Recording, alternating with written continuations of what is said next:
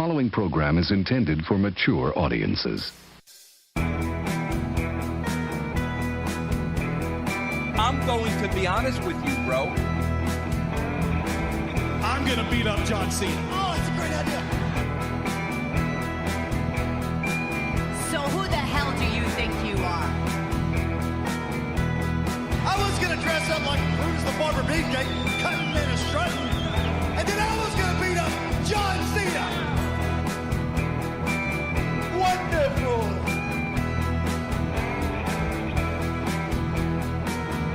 I mean, come on. What's more fun than beating up John Cena? Suplex City, bitch.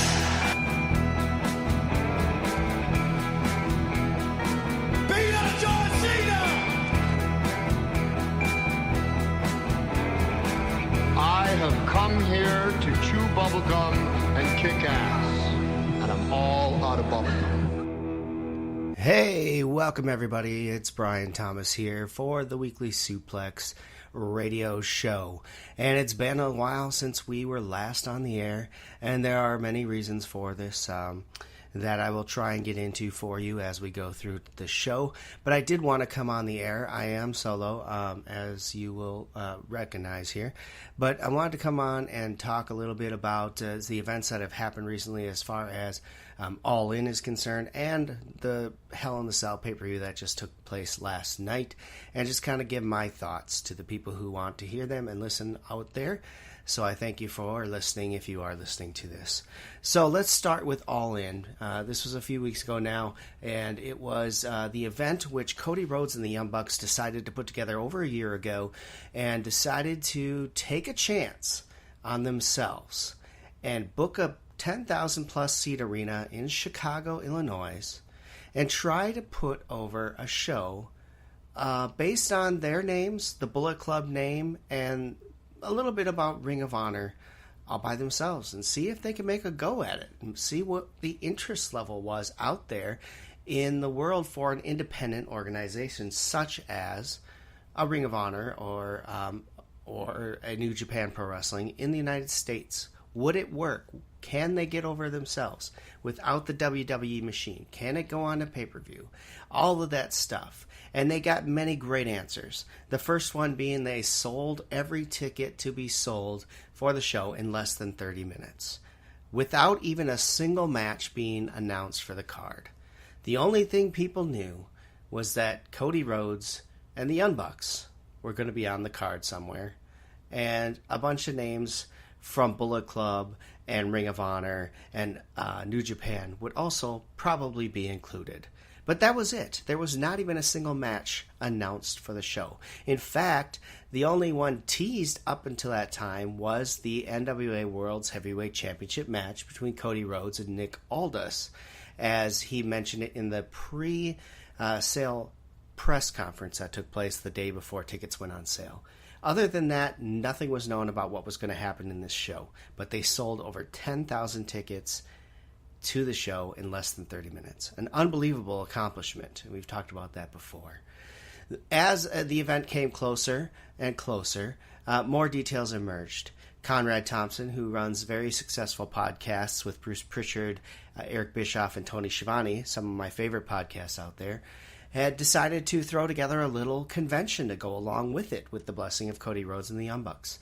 And that convention was called StarCast, in which he would invite a bunch of wrestling podcasts to come out, do their show live, and then set up a bunch of panels and shows to be broadcast directly live from that arena, that event, the StarCast. It ended up turning into a 4-day event. And by all means, it sounds like it was a huge success. All In then announced that they would have a 1-hour pre-show that would take place on WGN Network, which is an affiliate in Chicago. And that would consist of 2 matches, the Briscoes, who are ROH favorites, versus the SoCal Uncensored. If you're a fan of the Being Elite series, which I admit I had never really watched, they are a major part of that series. And it features Frankie Kazarian, Scorpio Sky, and Christopher Daniels as the group, SoCal Uncensored. I did catch a little bit of it here and there, but to me, when I watch wrestling, I don't need to be constantly told the F-bomb. And that Being Elite series uses that word quite liberally. I don't have any problem with the word itself because I'll admit I use it quite often in my daily life, more than I should. But when I'm watching wrestling, it's not something I'm looking to see or hear in a wrestling show. So I've only seen a little bit, but that's kind of, I think, where the SoCal Uncensored part comes from. They use colorful language and talk about colorful subjects in their promos and vignettes. Either way, that was first match. And the second match would be considered a 19-person over-the-budget battle royal. The winner getting a shot at the ROH World Heavyweight Champion, Jay Lethal, later in the main show broadcast. That match was won by Flip Gordon. Now, if you followed on Twitter or the Being Elite series, you will know that Flip Gordon was constantly saying he wanted to be booked for All In, and Cody Rhodes refused to book him. Well, it turns out, he was booked in the end, and he won the match and earned a shot to face Jay Lethal later in the show. So that was the 1 hour pre-show for it. I didn't get to watch that because I don't have access to WGN, so I didn't see it. I don't really have any comment on it. We'll go right into the main show because there is where good stuff started. The crowd was amazing for this show. The crowd knew everything going on. They were all obviously fans of Cody Rhodes, the Young Bucks, the Being Elite series, the Ring of Honors, all that stuff. They knew every character that was part of this show, every wrestler. They knew the storylines leading up to everything. I came in as an outsider. I don't really follow the New Japan Pro Wrestling much. I don't follow Ring of Honor as much as I'd like to. And I never really followed the Being Elite series either. The only exposure I really have to all this was through Twitter. So that was kind of cool. But the crowd was real into everything that went on, and that made this event even more special to watch.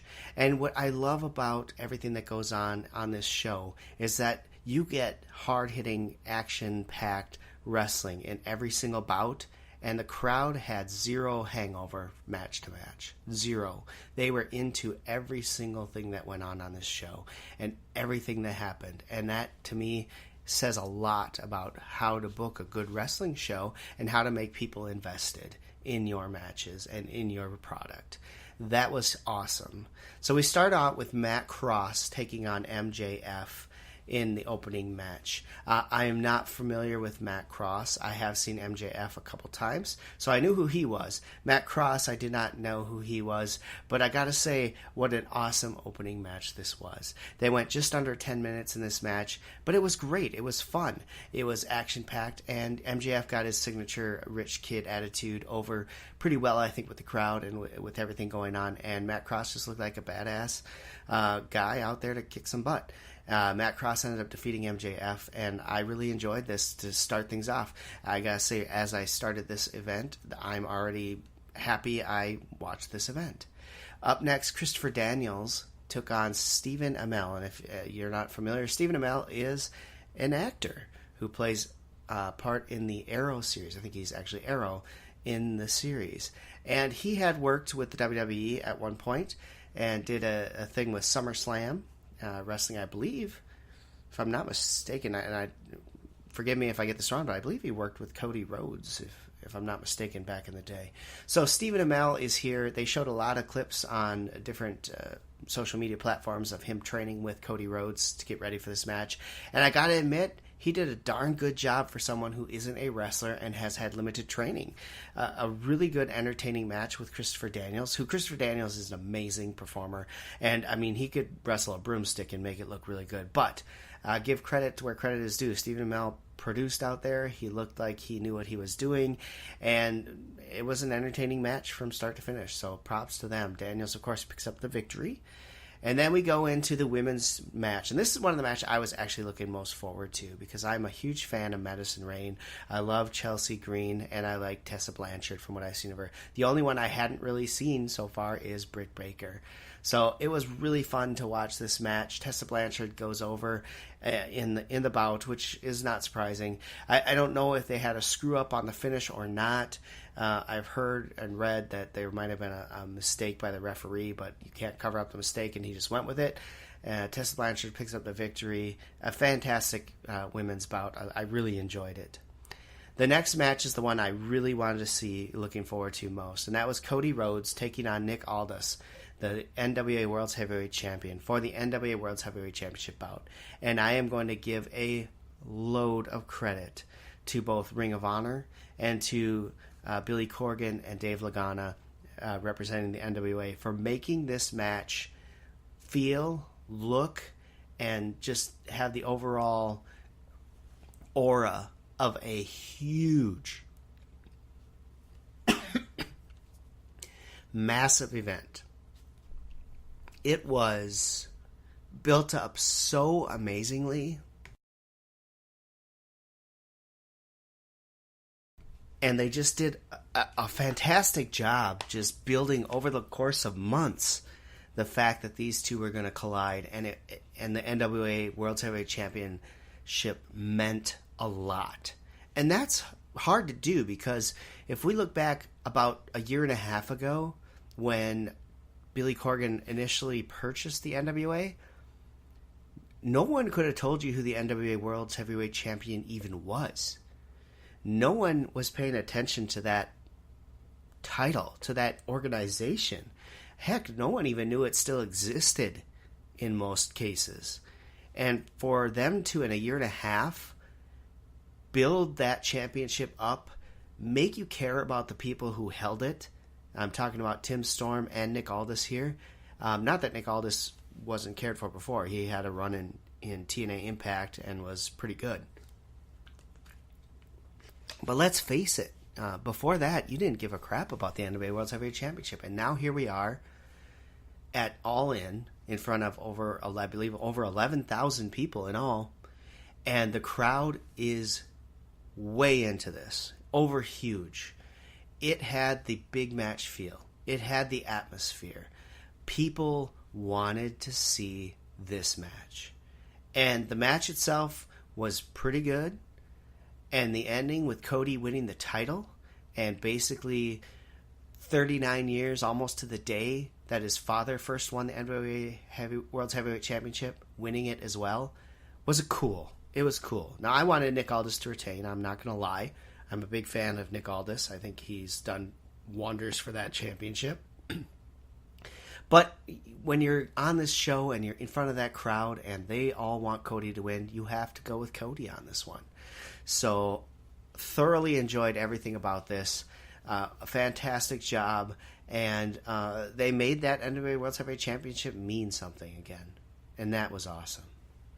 Up next, you had the Hangman Page versus Joey Janela. This was kind of a street fight match, so it was a little more hardcore, a little different than anything I had seen previously on the show, and really didn't know what to expect with these guys. I thought it was pretty good for what it was, a street fight and a kind of hardcore type match. And the guys really put everything into it. The crowd was big into this match. You can't say anything bad about it. It was pretty good. Now, the next match, I can get a little weird about. Jay Lethal would defend his Ring of Honor world title against Flip Gordon. Now, Flip Gordon was represented by Brandy Rhodes, which I think is kind of funny since Cody Rhodes didn't want to book him the whole time, and yet there's his wife out there representing him in his corner. But Jay Lethal was represented by Lanny Poffo, brother of Macho Man Randy Savage. And before the whole thing started, they showed him tap Jay Lethal on the shoulder and turn him into his old Macho Man gimmick, Black Machismo. Now, I don't know why this was needed. I don't know why we had to have this happen. Jay Lethal is a fantastic worker, a fantastic wrestler. And in a World's Heavyweight Championship match for the Ring of Honor title, did they need to have a gimmicky piece put in? I don't know that I really believed it needed to be. So I thought that was kind of quirky and kind of silly and not needed and kind of dumb. And the match was basically looked at as almost a comedic match, joke type thing. And To me, I wish they would have gone serious and had it be a competition. But Jay Lethal does end up winning, and it's really the only part of the show that I didn't really care much for. After that, you had Kenny Omega taking on Pentagon Jr. Here he was called Penta El Zero. And just a fantastic match. This went 17, 18 minutes almost, and it was awesome. Kenny Omega is a superstar in this business, and I know that WWE may not try and get him, or maybe they are, but he's better off probably not going to WWE because he's probably making good money. The only reason I think he would go to WWE is to get closer to home, and I don't know where Kenny Omega lives or resides or any of that stuff. I don't know what his family situation is, but if he's a single man and doesn't really care about working overseas all the time, he can make and is making good money working in Japan, and he's a big name over there and a big name even here on the indie scene. So props to him. Pentagon Jr. is a phenomenal worker. If you've not seen his work, you can catch him on Impact Wrestling as well as MLW. He is just really, really good. Up next, you had Okada taking on Marty Scurll in a match that apparently went a little long. They went 26 minutes and blew up the main event, I guess, but it was a fantastic match. I don't know that you could get a whole lot better than what they did. Okada, this is really my first time seeing Okada wrestle. Like I said, I'm not a follower of New Japan, but he was fantastic. Marty Scurll was fantastic, and it was just a great match all around. The final match of the night was the Golden Elite, which was Kota Ibushi, Matt Jackson, and Nick Jackson, the Young Bucks, taking on Bandito, Rey Fenix, and Rey Mysterio Jr. I don't know why they can't go by Jr. anymore, but Rey Mysterio was out. And unfortunately, they were up against the clock in this match. They were only had about 12 minutes to go before they were going to go off the air. And they needed to finish and give the audience who paid money on pay-per-view a finish to this match before they lost signal. And they did a fantastic job of this. Some people were a little upset that it finished too soon. They wanted to see more, but they packed a lot into those 12 minutes.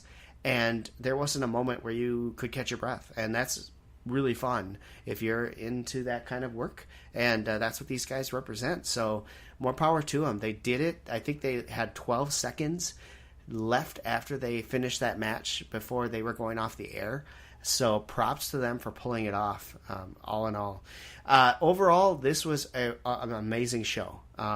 I can't say a whole lot of bad about any of it, other than I wish they would have had Jay Lethal be Jay Lethal and not Black Machismo for his match against Cliff Gordon. The match was still entertaining and fun, and the whole show was 4 hours well spent, I think. It was... I'm not going to complain. I mean, I think everything was good, and I hope that if they decide to do an All-In 2, if I'm them, I wait a while. I don't get greedy in any sense of the word, not that they would. I don't try to capitalize on it too much too quick. I wait maybe another year and put it on again next Labor Day weekend and see what you can do then. Maybe this is a Labor Day weekend thing that they can exploit and make into an annual event. And then maybe sometime down the line branch off and make their own little organization or federation. Who knows? But for what it was fantastic, and probably up there for show of the year, if anything, because the wrestling was great, the product was fun, and overall I wasn't upset that I spent 4 hours watching a wrestling show. So props to Cody Rhodes and the Young Bucks for pulling it off. I'm sure they were extremely exhausted afterwards, but they did it, and they showed it can be done. And way to go to them. Awesome show all around. So I want to switch gears now and talk about what the WWE did last night for the Hell in the Cell pay-per-view. Reading all the reviews, a lot of positive comments come out of this. So I'm going to give you what I thought, because I did watch it live. The kickoff show was not the same with Renee Young not there. I will say that. I think Renee Young brings an energy to that show that is sorely missed when she's not there. And that being said, it is what it is. We did get one match during the pre-show, and that was the SmackDown Tag Team Championships, in which the New Day defeated Rusev and Aiden English, Rusev Day, to retain the titles. It was a shorter bout, but most pre-shows are. But it had some good stuff in it, and it was fun, and it is what a pre-show match usually should be. Something entertaining to the fans, something they can be invested in, and with good work. And props to all of them around. They did a good job. So then we get into the main show, and we're told that Jeff Hardy and Randy Orton's Hell in a Cell match will start the show. Everybody, I think, is expecting Jeff Hardy, and even he set a precedent saying that he was going to do something that we'll never forget. Now, let me tell you what that thing is that no one will ever forget. It's not something Jeff Hardy did. It's something Randy Orton did when he took a screwdriver, put it in the ear hole, because Jeff has the extended earlobes by wearing those earrings, and twisted Jeff Hardy's ear into a knot. Just gross is what I can say to that. Just gross. I don't know why they needed to do that. This isn't some hardcore wrestling. I don't think it's needed in this day and age, but they did it. And that's the thing I think everyone's going to remember.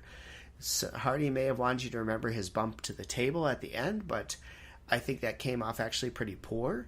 I think it would have been much better had he been able to go back first instead of face first on there, like he was going to drop like a swanton maybe. But he didn't, and they sold it like he really hurt himself bad, which I'm sure he hurt himself, but it didn't look like he hit hard enough to hurt himself terribly. I could obviously be wrong, but it didn't look like it was anything spectacular. Randy Orton picks up the win. I didn't really get into this match, and I know a lot of people thought this was really good. Pretty brutal, but to me it just never got going, and they did some good spots, but then it just kind of died out, and I don't know really what to think of that. So to me, kind of not that great of an opener. I didn't care for it. The second match of the show was tons better, and that was the SmackDown Women's Champion Charlotte Flair defending against Becky Lynch. And you gotta feel bad for Charlotte Flair, because the WWE wants you to cheer for Charlotte Flair, which in most cases people probably would. But they decided to turn Becky Lynch into a heel for this, and the fans are, while Becky's doing a fantastic job being a heel, the fans don't want that. They don't want to see or hear that. They cheered for Becky this whole time, even when she did her heel tactics and anything else. They were all in on Becky Lynch, and props to the WWE for listening to their fan base here and giving Becky Lynch this win. Because had they not, I think you would have had a major fan revolt on your hands as far as the Women's Championship goes, and Charlotte Flair would have been booed out of the building on SmackDown this Tuesday. So props to them for giving Becky Lynch the belt. She well deserves it. The fans wanted to see it, and I'm curious to see what they do now. I liked everything that went on in this match. Just well done. I really enjoyed the finish because it wasn't a finishing maneuver that won this match. It was Becky Lynch turning Charlotte Flair's spear over on her and getting the pin to win the match. I like that. Something that you weren't expecting to finish the match. That is cool.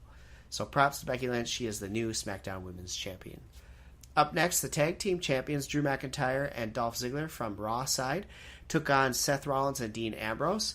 I liked this match a lot. I thought it was a really fun and great match, and I like the fact that they didn't do what everyone I think was expecting and putting the titles on the Shield and basically having all titles on Raw on the Shield.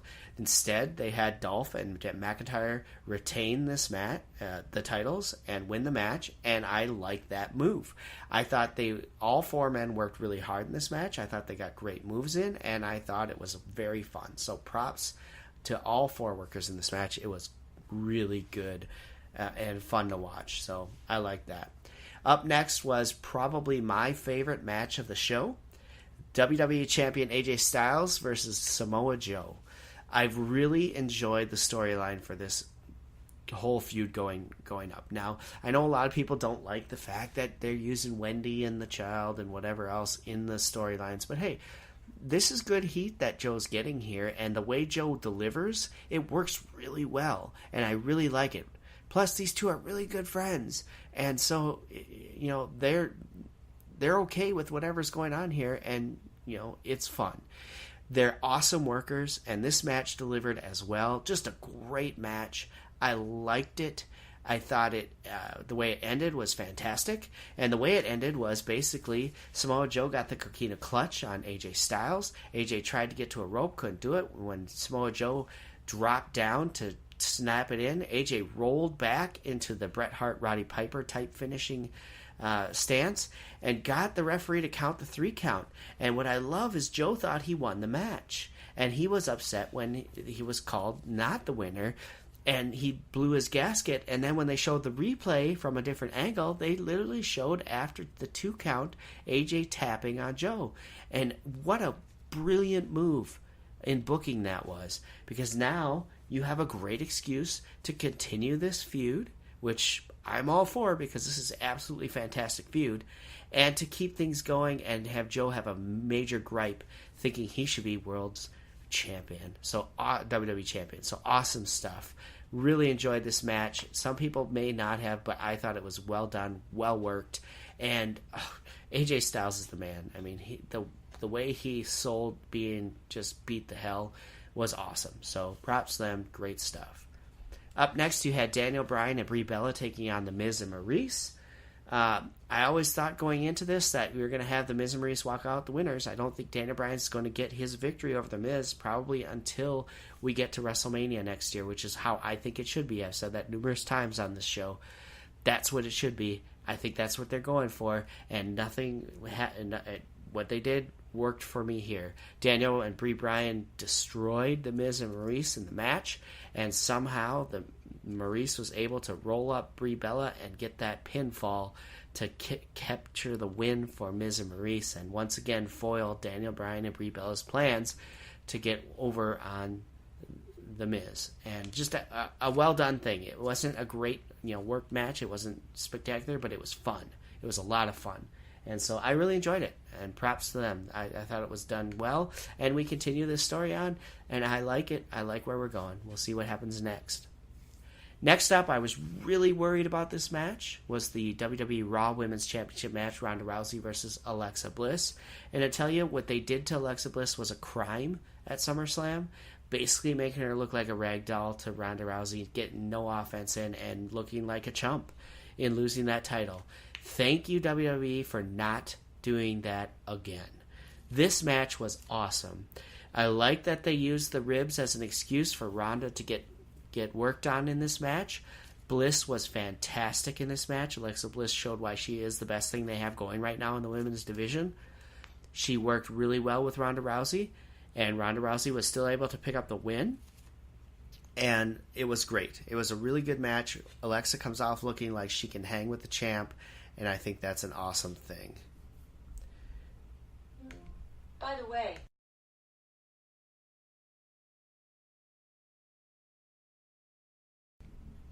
apologize for Alexa interfering there.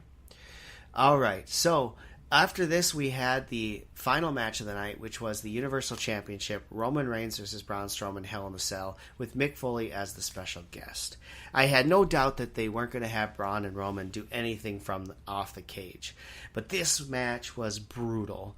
Braun and Roman went nuts on each other, and it was fun. It was great fun. And then, to get the big bump, what did they do? They had Ziggler and McIntyre come out, chased out by Seth and Dean Ambrose, and they had them climb the cage, had a good back and forth on the cage, and you got to see Dolph Ziggler and Seth Rollins take the table spot off the side of the cage. It was fun, but then whatever happened next was inexplicable. Brock Lesnar's music hits. He comes down. He busts open the door and proceeds to lay the holy smackdown on both Braun Strowman and Roman Reigns. It was fun. It was awesome. But then nothing. Like, why not? Brock Lesnar's pissed because he's not getting his rematch. Why not have Brock Lesnar then place Roman Reigns on top of Braun Strowman to win the match so that he sets up the Lesnar-Reigns rematch? I mean, that's what they're going for, I would assume. Instead, they have another referee come down because Foley was knocked out, and they basically throw the match out. We have no winner, and on top of that, with 20 minutes before the end of the broadcast should have been, they decide to just say, no, the match is thrown out, and then go to black. It was... I don't get it. Why not finish the match? Why not have an end to the match? The fans popped huge for Lesnar. The fans loved Lesnar coming out and beating both guys up. Why not make it part of the finish where you have a winner? Roman retains somehow because Brock Lesnar basically won him the match. That's a better storyline than Brock Lesnar beating up both guys and then walking out and nothing happening. It makes no sense to me. This is not disqualification, so both men should have been able to get up at some point and finish the match. So that was the biggest sour point on the night. That was actually a pretty darn good wrestling night for the WWE. They sent the fans home thinking, what just happened and why did I bother with this? And that's not how you want to end a Hell in a Cell match. It's just not. And so it was a piss poor ending to a fantastic match, and that's what you got. So I'll be curious to see what happens tonight on Monday Night Raw and to see where it's going. Already Braun Strowman has stated that he's pissed off with Brock Lesnar and things aren't over, so we'll see where that goes. But a very good Hell in a Cell pay-per-view spoiled with a crap ending, and that's not how you want to send people home. If you're going to do a crap ending like that, maybe you should have put that one on first and had something else close the show. But Roman's got to close the show, just like Hogan had to pose. It's just how it is. So, unfortunately, I was left at the end of the night going, what the heck happened? And luckily, they put on a really good Mick Foley special that I watched after the event and really enjoyed the heck out of. So if you haven't watched it yet, it's basically Mick Foley's traveling show where he relives or talks about the 20th anniversary of the Hell in a Cell pay-per-view. I know he's been touring. He came through Minnesota, where I live, not too long ago, touring the show. And so they taped it in Philly in Pittsburgh, I believe. They taped it out there and did a special for it, and I thought it was really well done. Fun to listen to Mick Foley talk. He told some great stories. He told some great insight into the match, and just amazing that this guy was able to even compete in that match to begin with. And he talks about that, and it's great. So if you haven't gone out and watched that yet, and you have the WWE Network, I highly recommend going and checking out that special. It's worth a watch, and I believe it's about an hour or so long, and worth the time. Very worth the time. Awesome seeing Daphne also in the audience cheering him on. That was pretty cool. So that's about it, guys. I do want to say that I've spoken to Juice, and we talked. The Friday nights that we were doing the show just aren't going to be able to be worked in, both for him and me. He's the one who initiated the talk about moving the night. I have to really give it some thought because I have a lot going on in my personal life from a standpoint of weekdays being pretty busy. So I'll give it some thought. We may not have a regularly scheduled show anymore. We may not have a show anymore altogether. I like coming on and giving you my thoughts, and if you will listen, I will try to keep coming on for you. Otherwise, we'll see what things bring out anyway. So if you listen, I thank you very much. I hope you enjoyed the show while it was there. We'll see what happens in the future, but as of now, we're going to take a short hiatus, or a indefinite hiatus, until we figure out what to do going forward. So thank you much. I may pop on from time to time to give thoughts on different subjects, different shows, and whatnot, and I hope that you will continue to have your subscriptions so that when that does happen, you'll happily listen. Otherwise, thank you all. Have a great night, and enjoy your wrestling.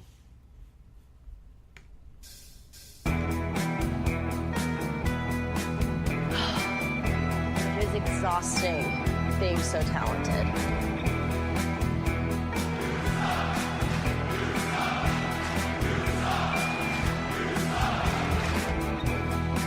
I'm not finished with you! You are not even worth my time.